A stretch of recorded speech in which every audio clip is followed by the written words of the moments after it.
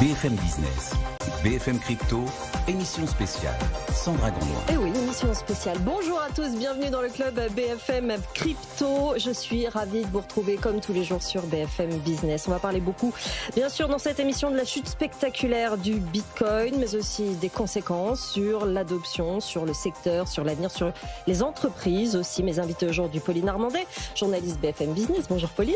Bonjour. Ravie de vous avoir sur le plateau. Et également deux pontes du Bitcoin. Un casting de premier plan aujourd'hui pour l'émission. Éric Larchevêque, cofondateur de The Bitcoin Society, auteur de ce livre, La stratégie Bitcoin. On va en reparler, il faut le lire. Celui-là, c'est très important. Et Alexandre Lézé, qui est à vos côtés, directeur de la stratégie Bitcoin chez Capital B.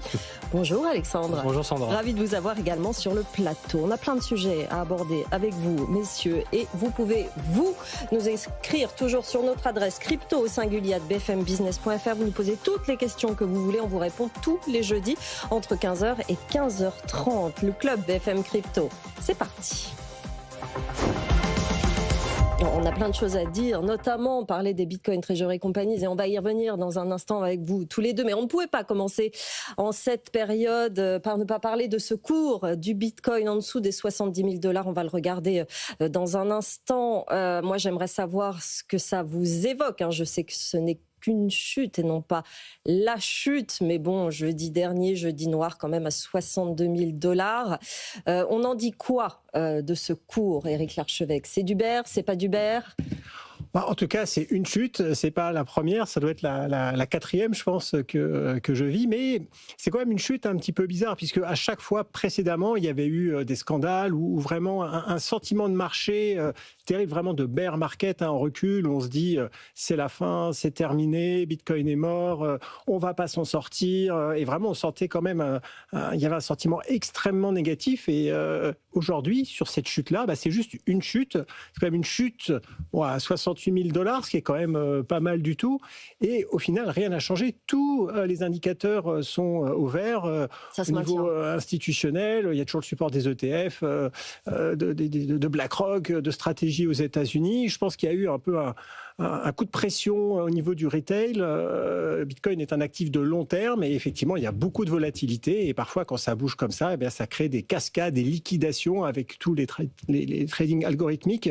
Mais au final, je trouve que ça se maintient pas trop mal. Et en tout cas, moi, je suis extrêmement serein pour la suite. Serein, positif, on le sait. C'est évidemment sur le long terme qu'il faut regarder ça. Alexandre, votre sentiment? Le sentiment, c'est qu'on pourra peut-être faire la même émission dans 4 ans et parler de la chute du Bitcoin à 250 000 ou à 300 000. Oui. Finalement, ces niveaux-là, c'était des all-time highs à l'époque et maintenant, on parle de chute à ces niveaux. Alors, c'est une grande opportunité pour les nouveaux entrants puisque c'est l'opportunité de gagner 4 ans par rapport à des personnes qui en ont acheté il y a 4 ans au même niveau. C'est aussi une confluence de plusieurs facteurs puisque ces niveaux-là, en fait, c'est que 10% des jours dans l'histoire de Bitcoin où on se retrouve au niveau de la moyenne des 200 dernières semaines. Et c'est aussi à peu près le prix moyen de minage du Bitcoin. Et c'est aussi des niveaux très porteurs en termes de base de coûts de l'ensemble des participants du réseau. Et donc, finalement, pour beaucoup, historiquement en tout cas, ça a été ces niveaux-là des opportunités qu'on appelle générationnelles.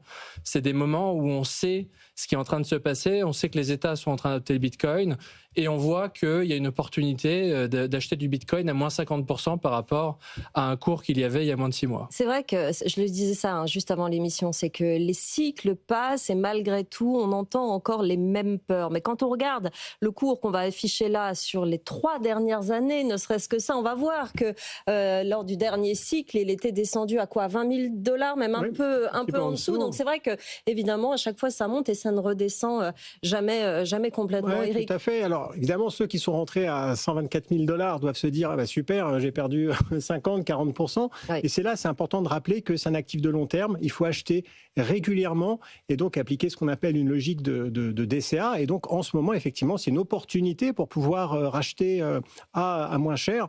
Et donc il faut être prudent, bien sûr, avec Bitcoin en investissant de manière raisonnable, mais surtout régulière avec un objectif long terme. Et donc quand on voit ce type de chute, finalement, ça ne va pas générer de panique ou de situations compliquées. Pour autant, on entend beaucoup de choses, des propos alarmistes. François Villeroy de Galgoul, le gouverneur de la Banque de France, d'ailleurs, qui vient d'annoncer qu'il n'allait pas aller jusqu'au bout de son mandat, il va seulement jusqu'à juin. parle à nouveau du risque, de la volatilité. Bon, ce qui est vrai, ça reste volatile. Mais entre les lignes, la semaine dernière, il disait quand même un petit peu qu'il fallait pas y aller. Alors que quelques semaines avant, quand c'était plus haut, il disait ça peut être intéressant quand même. Bon, on sent quand même que voilà, on suit la vague. Est-ce que c'est important ces déclarations-là finalement, ou pas tant que ça pour ceux qui connaissent le secteur, Alexandre? Le gouverneur de la Banque de France est dans son rôle. Il défend l'euro et le bitcoin est finalement un contre-pouvoir qui permet de balancer finalement les dépenses publiques et de l'autre côté finalement des individus dans le monde entier, et des entreprises, des institutions qui préfèrent avoir un actif qui a une rareté absolue et qui permet de se protéger contre l'inflation monétaire permanente et relativement inévitable. Alors le rôle, bien évidemment, de la Banque centrale, des banques centrales en général, c'est de maintenir la confiance dans l'économie. Maintenant, le rôle du Bitcoin, c'est précisément de maintenir la confiance dans son pouvoir d'achat dans le long terme. Il y a une devise qui est l'euro ou le dollar qui permet d'avoir une certaine forme de stabilité dans les dépenses sur le très court terme. Et puis, il y a un actif qui émerge comme du capital digital qui permet de maximiser son pouvoir d'achat dans le long terme. Le Bitcoin, sur 10 ans, c'est 70% de retour sur investissement annualisé. Et donc, c'est déjà 2-3 fois plus que le S&P 500, que les Magnificent Seven. Et donc, effectivement, c'est quelque chose qui peut faire peur à des banques centrales. Ça peut donner peur qu'il y ait finalement une vague de retrait bancaire pour acheter du Bitcoin. Et on l'a vu, par exemple, en Argentine, on l'a vu au Liban, on l'a vu en Iran plus récemment. Du jour au lendemain, toute devise peut mourir. Oui. Et c'est pour ça que les plus grands fonds souverains du monde et les plus grands États commencent à se défaire des dettes souveraines étatiques, et notamment de celles des États-Unis, pour aller vers des actifs que personne ne contrôle. Au premier chef, l'or, qui est passé de 10-20 trillions à maintenant 30 trillions de market capitalisation boursière. Et le Bitcoin qui finalement baisse dans ce contexte-là parce que les institutions vont vers un actif aujourd'hui qu'elles connaissent davantage en taille, qui est l'or. Et à terme, eh bien, c'est finalement le potentiel de marché du Bitcoin qui augmente proportionnellement.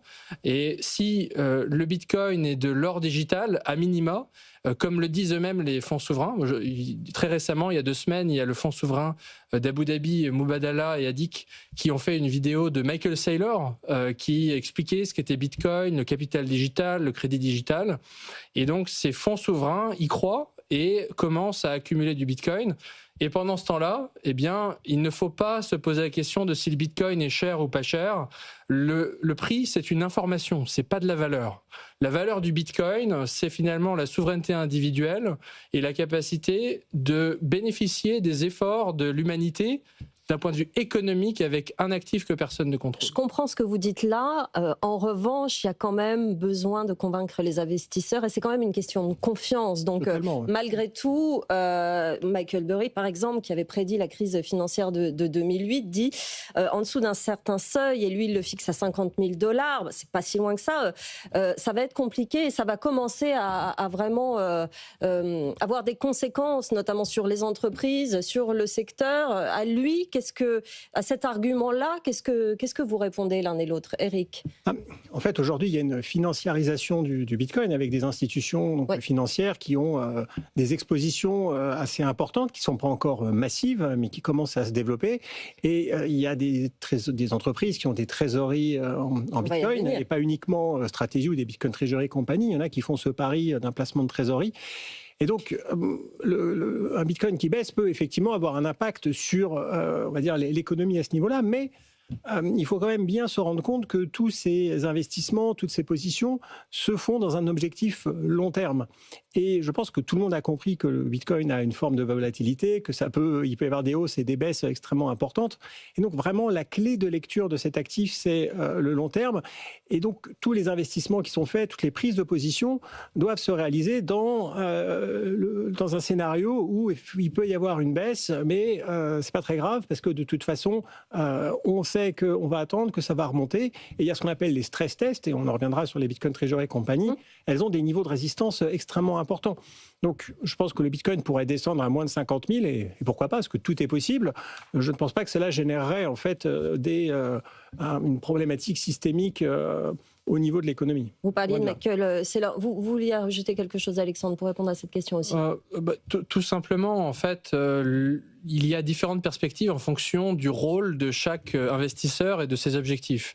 Michael Burry est un trader professionnel.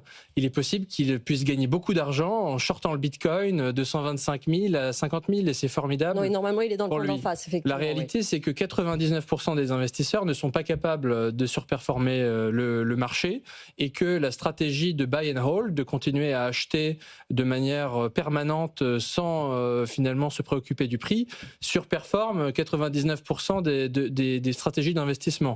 Et les seuls hedge funds qui surperforment, en fait, sont ceux aussi qui utilisent eux-mêmes le Bitcoin, même à titre de stratégie d'investissement.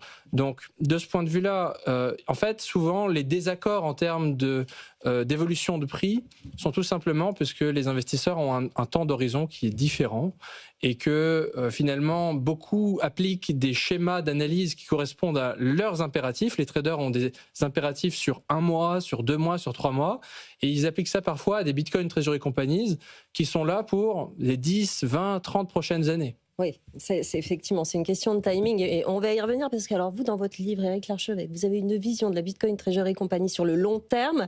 C'est très impressionnant de voir votre vision et c'est vrai que le commun des mortels n'a pas cette vision si long terme sur le monde, l'économie et le système monétaire. Alors oui, c'est une vision économique et monétaire. Dans mon livre, je fais un petit peu l'analyse de notre environnement économique et monétaire moderne avec l'euro, avec le dollar, qui sont des monnaies qu'on appelle fiat, qui se basent sur rien.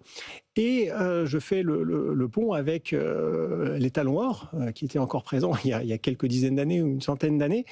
Et mon point, c'est qu'il est important de revenir à une vision long terme, à avoir en fait, à ne plus sacrifier le futur au profit du présent.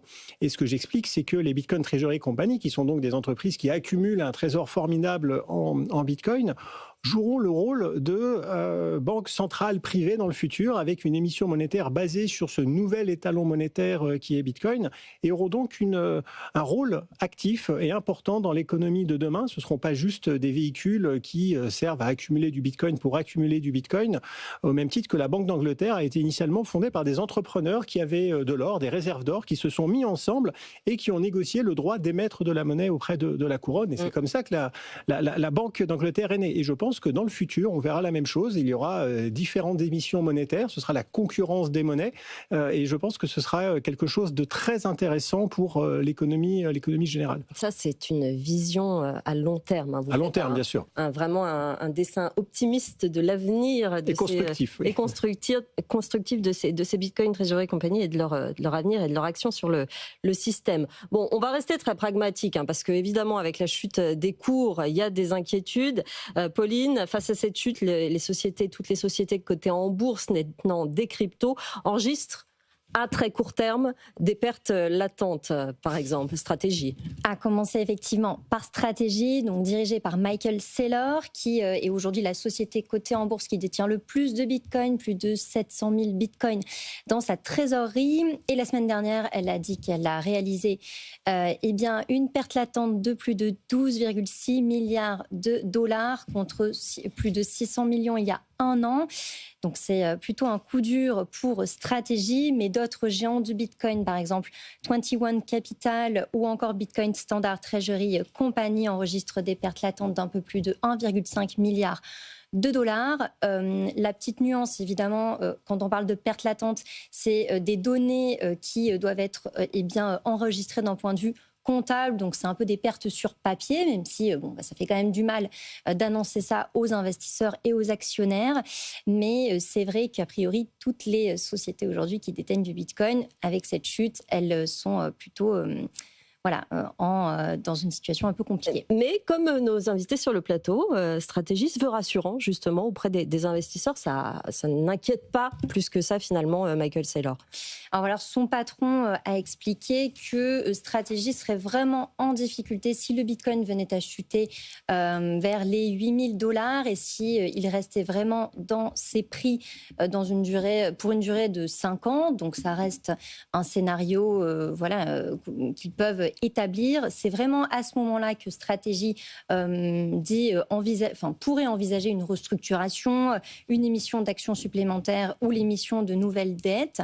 Alors du coup, c'est vrai qu'on se dit que Stratégie pourrait tenir la barre dans un scénario vraiment pessimiste. Très pessimiste quand même. Oui, mais qu'est-ce qui lancerait des autres sociétés, puisque on a à peu près plus de 192 Bitcoin Treasury Company aujourd'hui sur le marché. Elles sont sans doute moins résilientes que Stratégie. Donc voilà, c'est... Ou pas, parce que toutes n'ont pas des dettes. Oui, ça dépend de ça. Toutes ne sont pas endettées, toutes n'ont pas à payer elles ont des modèles effectivement différents. Ouais. Et on peut quand même s'interroger sur leur capacité à résister à la chute du Bitcoin. C'est intéressant parce que c'est quand même une façon de... Enfin, c'est un modèle de pensée. Alexandre, vous avez créé... Vous êtes rentré dans ce système des Bitcoin Treasury Companies, vous y avez réfléchi à partir du Covid. En fait, c'est là que vous vous êtes dit qu'il fallait changer complètement de modèle économique parce que vous avez vu que des milliers de milliards ont été créés pour soutenir l'inactivité. J'aime beaucoup cette phrase. Ça vous a fait complètement basculer, en fait. En l'espace de 2 ans, lors du Covid, 50% de la masse monétaire a été imprimée de manière complètement gratuite. Et distribué pour récompenser l'inactivité, organisé. C'est totalement dystopique et il est possible que ça se reproduise. Mais en fait, c'est un scénario argentin en termes d'inflation monétaire, mais à l'échelle mondiale, qui a fait que effectivement le Bitcoin a énormément augmenté en prix. Mais ce qu'il faut regarder, c'est que ce phénomène-là, qui était assez concentré et assez impressionnant lors du Covid, en fait, se passe de manière permanente, de manière un petit peu plus diffuse, sans qu'on le voit, avec des termes un petit peu différents. On parle de QE, on parle de différents instruments des banques centrales.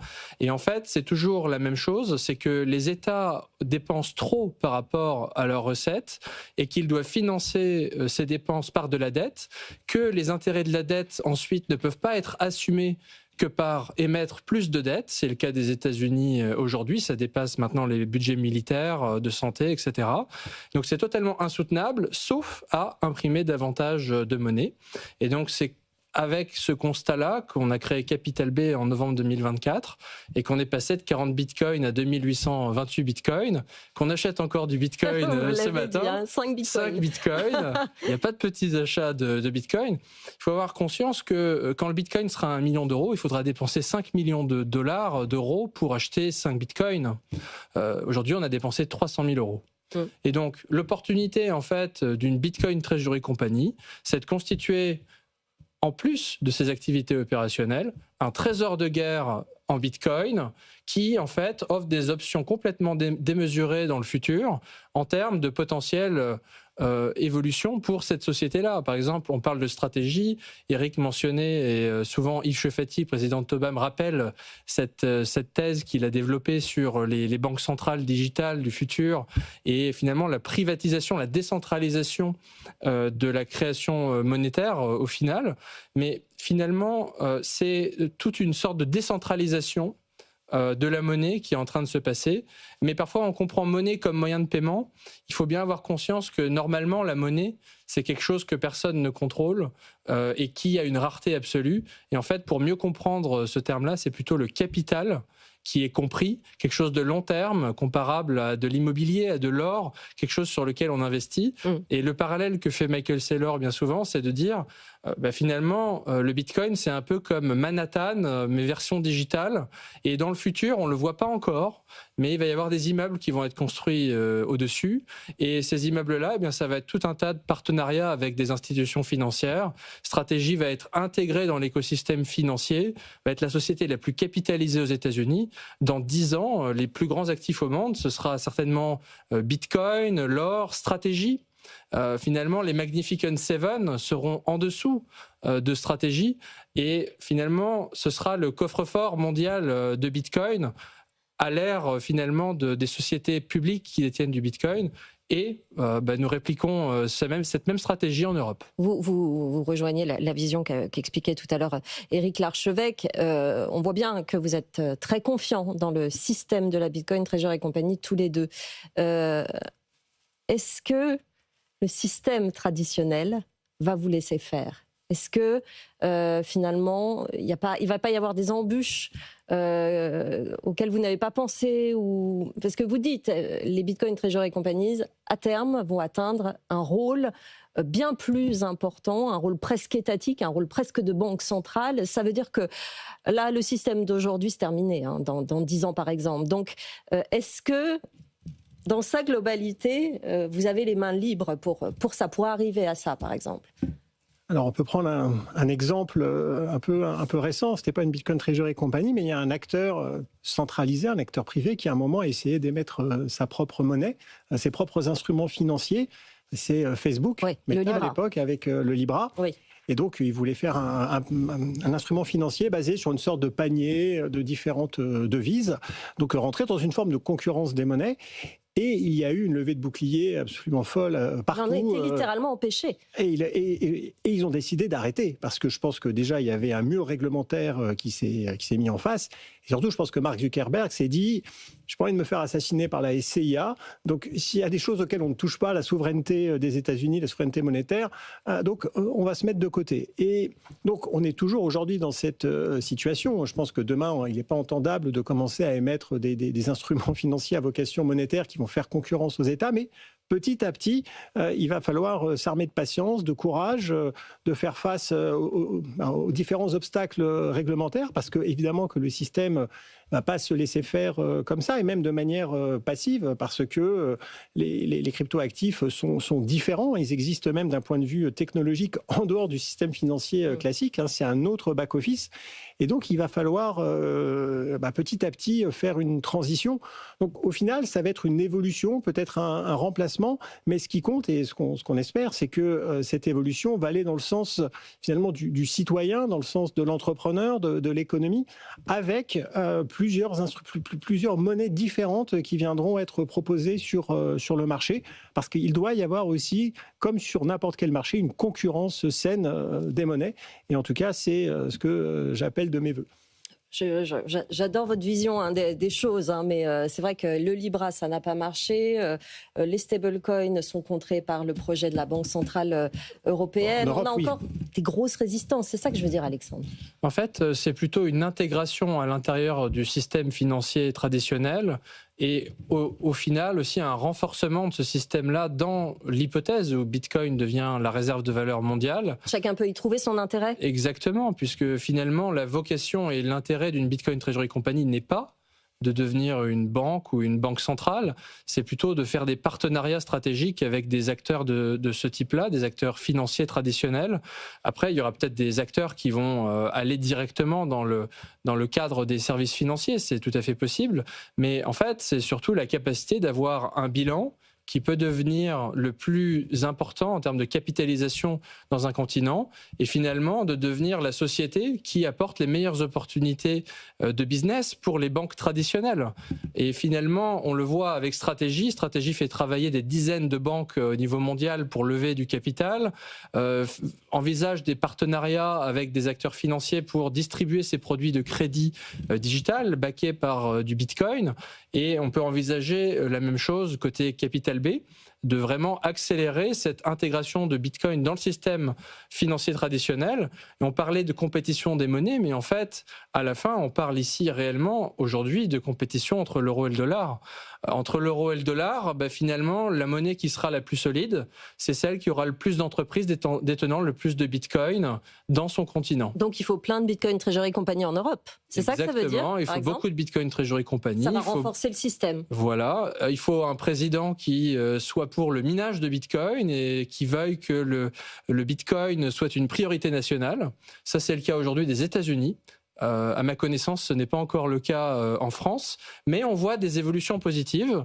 On voit qu'il y a maintenant une prise de conscience sur le minage de Bitcoin et on voit que finalement aussi le Bitcoin, d'un point de vue d'actifs de réserve, commence à faire son chemin en Europe avec le Luxembourg, avec la République tchèque et finalement, ça rejoint les Émirats arabes unis, les États-Unis, le Salvador, le Bhoutan.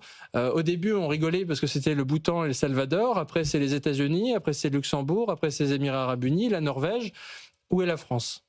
Eh bien, ce que font les Bitcoin Treasury Company aujourd'hui, et avec les projets que portent Eric et le nôtre chez Capital B, eh bien, finalement, nous contribuons aussi à l'attractivité technologique, industrielle et financière de la France sur le long terme, puisque finalement, c'est les entités qui auront le plus de Bitcoin, qui auront le plus la capacité aussi de développer par la suite des projets créateurs de valeur. Et voilà, et vous continuez à acheter du Bitcoin. En plus, il est bon en ce moment, c'est très bien. C'est une bonne opération pour le moment. Je vous conseille ces 2 livres. Éric Larchevêque, La stratégie Bitcoin. Comprendre, investir, réussir. Ça explique tout de A à Z. Qui, quoi, comment, pourquoi, comment on investit, comment on peut conserver, comment on peut transmettre, les obligations, les réponses aux nombreuses critiques aussi qui ont été levées depuis plusieurs années. C'est honnêtement l'un des livres les plus efficaces et les plus simples d'accès que j'ai lus ces dernières années. Donc je vous le conseille. Il est très intéressant, très accessible aussi à ceux qui veulent s'y mettre. Tout est expliqué dedans. Vous êtes aussi le héros de cette BD. Oui. C'est pas vous qui l'avez écrit. Non, c'est pas moi, je ne suis pas l'auteur. Celle-là, c'est Clément Grandjean et Diane Fayolle pour les dessins. L'idée, en 30 secondes, c'est justement de continuer à informer, éduquer, à faire adopter, éduquer. Et ça a toujours été mon combat. C'est pas que les gens investissent dans le Bitcoin, c'est à la base qu'ils le comprennent. Parce qu'une fois qu'ils l'ont compris, mais ils voudront investir. Et ils feront un choix éclairé, en voilà, tout cas, au minimum. Merci beaucoup, messieurs. Merci Pauline Armandet, journaliste BFM Business, d'être venue, ainsi qu'Éric Larchevêque, cofondateur de The Bitcoin Society, auteur de ce livre, La stratégie Bitcoin. Alexandre Lézé, directeur de la stratégie Bitcoin chez Capital B. Merci à tous les 2 d'être venus dans cette émission. Vous êtes les bienvenus, évidemment. Je vous laisse entre les mains de BFM Bourse. Passez une bonne journée sur BFM Business. BFM Crypto, émission spéciale.